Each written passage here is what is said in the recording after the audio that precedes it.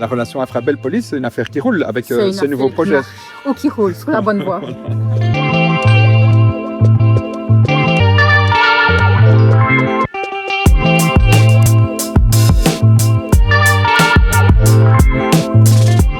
Bonjour à tous, aujourd'hui nous signons un accord avec la police des chemins de fer de la police fédérale pour 3 projets qui vont être assez remarquables. Le premier, c'est qu'on a développé une application qui permet à la police d'identifier très précisément les accès au réseau ferroviaire et la façon d'y accéder. Et donc c'est quand même plus de 5000 points d'accès qui sont maintenant à disposition de la police pour une intervention plus rapide. Deuxième projet, Infrabel a plus de 3000 caméras qui vont être dans le courant de cette année à disposition de la police. Et enfin le derde dossier. Infrabel heeft momenteel 4 drones, maar we gaan binnenkort 30 dronebasis hebben in België. En de politie gaat ook toegang hebben aan de beelden van onze drone. Dus een echte winst voor de spoorveiligheid, maar de veiligheid van onze land in het algemeen.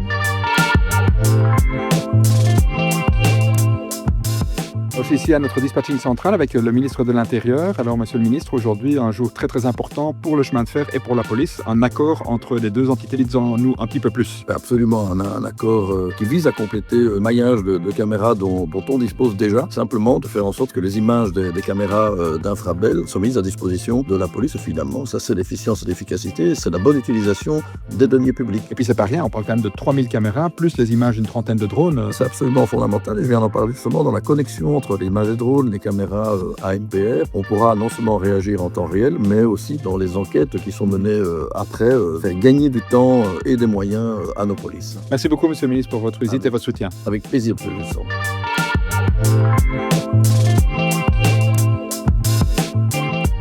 Alors ici au sein de notre trafic contrôle, vous reconnaissez évidemment Jean-Luc Ruck, notre ministre de tutelle. Alors monsieur le ministre, un accord aujourd'hui avec la police qui vous tenait très à cœur. Mais je pense que si on écoute un peu les questions parlementaires, on voit qu'il y a 2 domaines qui reviennent assez régulièrement, de stiptheid en de veiligheid. En die 2 gaan samen. En wat we vandaag hier doen met de politie is niet alleen de samenwerking, maar het is ook preventie. Quand il y a vraiment un incident, on a tous intérêt à ce moment-là que la police puisse accéder le plus facilement au lieu, puisse disposer de la bonne information. Les caméras sont là pour ça aussi. Mais aujourd'hui, avec les drones, on a en plus ce qu'on appelle une vue en 3D.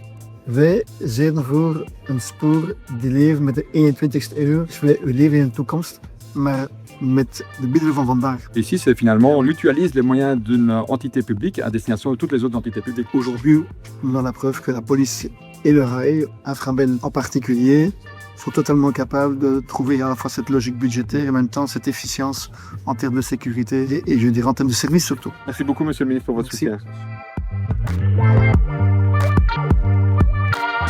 Alors vous reconnaissez Stéphanie Sylvestre, la patronne de la police des chemins de fer. Alors Stéphanie, la relation Infrabel-Police, c'est une affaire qui roule avec ce nouveau projet. Ou qui roule, sur la bonne voie.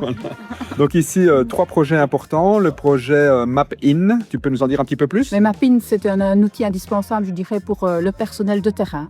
Parce que grâce à ça, on va avoir maintenant toutes les portes d'accès au réseau ferroviaire. Donc c'est super important pour nous, pour gagner des précieuses minutes, pour intervenir convenablement dans les voies. Deuxième projet, l'accès aux images d'Infrabel. Ça, c'était une demande aussi de longue date. Oui, quand on a des catastrophes comme on l'a connu malheureusement la semaine passée à Buzenhout, on doit savoir sur quoi on arrive. Et là, ça nous fait gagner aussi des précieuses minutes en envoyant directement les bonnes équipes et le nombre d'équipes requis pour gérer cette catastrophe. Et donc concrètement, à partir de fin de cette année, les images de 3000 caméras seront mises à ta disposition.